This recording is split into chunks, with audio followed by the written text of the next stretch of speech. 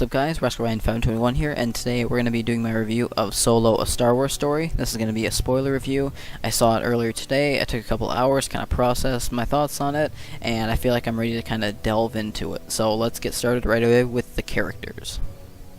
So the big one that a lot of people were worried about going into this movie was Alden Ehrenreich as Han Solo. And I gotta say, I think he did a really good job. I feel like he was actually one of the strong points of the film, believe it or not. And it was just kind of funny because a lot of people thought he was definitely, a lot of people thought he was going to fail. But personally, I think he captures the demeanor and the overall attitude and the line delivery very similar to Harrison Ford. You know, I feel like you can kind of tell he studied Harrison's work a little bit because the way he delivers his lines, the sarcastic approach he has to his line delivery is really it seems like he kind of studied for the part a little bit, which I really like. So he was great. I think Donald Glover as Lando stole the show in any scene he was in. Of course, we know he wasn't in it that much, but the screen time he had, I thought he was great. Emilia Clarke as Qi'ra, I thought her character was all right. She didn't, she wasn't. Well, I was gonna say she wasn't given a ton to do, but she did have quite a substantial role. But I didn't always relate to her character. I didn't always, the double crossing part of her character I think was a little iffy, but overall I think she served her purpose for a romantic interest type character. Woody Harrelson as Beckett, I thought did a fine job. I thought he served kind of the master mentor role pretty well. Of course, Chewbacca was a great character to see, to see how he met Han. L337. Kind of a pointless character. I don't know, just seems like a grade B K2SO. Didn't really care for her that much. Overall, just not very riveting. The dialogue with her, they tried to be, I think, funny. They tried to kind of recapture that K2SO charm, but they just didn't really work out that much. So, an alright character. Paul Bettany as the villain.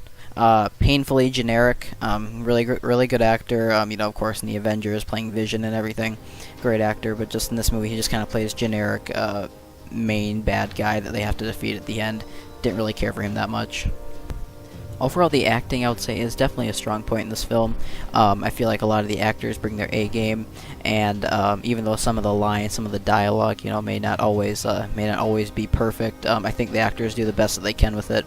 But I especially think our main three returning characters, Lando, Chewie, and Han, I think they did a great job kind of recapturing the personalities of the characters they were representing. Of course, it's not that hard with Chewbacca, you just have to be tall and stand in a suit. But I think Alden Ehrenreich and Donald Glover did a great job kind of having their own style, their own take on the character, while also kind of, making them relatable, making them feel like the characters we know and love from the original trilogy. So I think all the acting in this movie was handled really well. I think they all did a great job.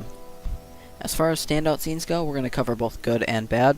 So starting with the good, I really like the way that Han and Chewie met. I like that they kind of set him up to be like Chewie to be up this a Rancor type character, and then for it to be revealed that it's Chewbacca. When they said the Beast and they kind of put him in the cage and he was in the shadows, I was like, it's going to be Chewbacca. It's going to be Chewbacca. And I thought that whole scene was really cool. The scene with Han speaking Wookiee, that was pretty funny. The way they kind of team up, that's a really cool scene. I really like that. The train robbery scene I thought was pretty cool. It was pretty fun. It was really nothing special in the way of that, but it was just a fun action scene, just kind of a mindless action scene you can kind of just watch and be entertained. There are some cool shots in there, and I thought overall the concept or the design of the train was pretty cool, pretty unique. All the scenes with Paul Bettany's character, though, where they're on his planet and they're kind of agreeing to do the job for him, and Han's reunion with Qi'ra, all those scenes, that was like the section of the movie where I'm like, okay, I know this is essential stuff, but I couldn't care less right now. It's kind of boring. It was really slowing down at that point. But like I said, I understand it's essential for kind of starting the plot and everything. But like I said, Paul Bettany's character just comes across as such a generic villain, which is a real shame because he is a great actor. But yeah, just every scene on his planet or in that little bar area that they were meeting was just like I said, I understand it's necessary for the plot, but I just really boring. Two biggest standout scenes of the movie, though, I gotta say, are three scenes actually, because one of them was actually kind of split up in two different scenes. Were the two poker scenes between Han and Lando, or whatever game they were playing. Just really cool. I kind of love the way their banter back and forth. I like this guy. Stuff like that. God, it's just Donald Glover really shines in the scene. He's so great, so charismatic, so much like a young Billy D. Williams. I love it. So those scenes are just really fun and entertaining, and they add a lot to those two characters and their backstory. And then I also love the Kessel Run scene. Of course, it's like the big action scene that's marketed in this movie. You know, I mean, obviously you could make the argument, well, yeah, it's just a giant, you know, CGI green screen scene, but I was pretty entertained by it. I like some of the maneuvers that Han does, and overall, I just thought that was a really cool scene, you know, with like the giant squid tentacle creature, whatever, and then them kind of launching the escape pod into the giant swirling black hole or vortex, whatever it was, and them shooting out of there at light speed. The return of the music from the original trilogy. I just overall thought that scene was a definite standout in this movie, and just a really entertaining, fun ship action scene featuring the Millennium Falcon. The third act in this movie, I will say though, similar to The Last Jedi, it does drag on for way too long. I honestly thought that the end of the Kessel Run scene was going to kind of be like the big climax of the movie, and then it was going to kind of start slowing down and kind of working towards its conclusion there.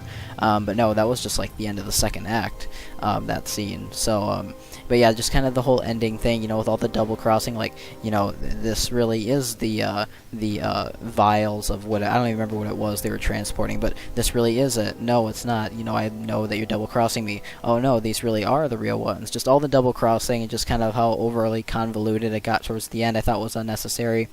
I just thought some of the character endings or some of the character conclusions were kind of weak. Like, you know, Beckett, I kind of liked, you know, like that he gets shot, you know, the Han shot first callback thing.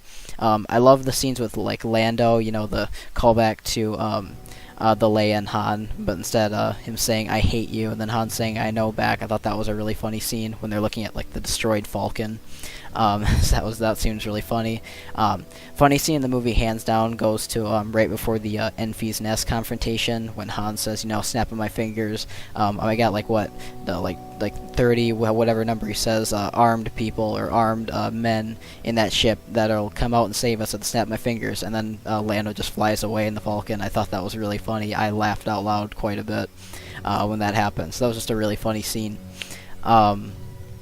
And of course, the big scene, spoiler alert for those who haven't seen it, this is really like the only major spoiler from this movie. Of course, we find out that Kira at the end is working for Darth Maul, which is a little weird, I will admit. It's kind of odd, you know, people that didn't watch the Clone Wars or whatever may not know he's still alive, so it might be kind of odd, but it's like, you know, this new Star Wars canon, I'm pretty sure they made it obvious that Darth Maul's alive. Like, I think they've publicly stated it. The only reason, like, I was a little kind of apprehensive about it. I was like, okay, I'm not quite sure why they're doing this. Like, how is he going to fit into the story? But then I remember that the Kenobi movie is coming out soon, and that's by far the most hyped I will be for a Star Wars movie since The Force Awakens, is that Kenobi movie, because I've been waiting so long. I'm really hoping we get like in the style of Logan, a type of, you know, movie about just a character kind of in his own, like, just kind of living in sorrow on this desolate planet by himself, or, you know, maybe having to help somebody out, similar to like in Logan. But maybe we could see Darth Maul as the main antagonist for that movie, and kind of see the conclusion of that rivalry that started in Phantom Menace. Not only will that make Phantom Menace seem like a more important movie than it is, but that'll really kind of add a lot of depth to Obi-Wan as a character, and I really hope they get Ewan McGregor for that movie. So if they don't use Darth Maul for the Kenobi movie, I'm going to be disappointed, and I'm going to kind of just question, like, why did they bring him in this movie? But I'm pretty sure they will, so I'm excited to see that in 2020. Unfortunately, I think this movie's biggest problem is really that it just has such a generic story, or a generic plot. You know, the acting is really good, the effects are pretty good, or I shouldn't say pretty good, the effects are amazing. Every Star Wars movie is guaranteed to have amazing effects nowadays. You know, the score was pretty good. The cinematography was really good. I especially like the shot when it's landing down on that desert planet, and it's just like this one take shot where it's like following the Falcon, and then the camera does this weird turn when it's landing. I remember just thinking in the theater, that is a great shot. It's my favorite Falcon shot we've gotten, at least since the weird 360 camera spinning shot of the Falcon in The Force Awakens that they used in the first teaser. I love that shot. But yeah, I mean, every other aspect in this movie is fine. It's just that the plot felt so generic and so like something we've seen a dozen times before. And like I said, I couldn't even remember what the heck they captured earlier, whatever it was. The thing that they had to bring back to Paul Bettany's character, because it was just kind of so forgettable. It's just kind of a generic heist movie plot. Like I said, everything else was fine. The plot made this movie very forgettable, though. Or I shouldn't say that. The plot was forgettable. It didn't make the movie forgettable.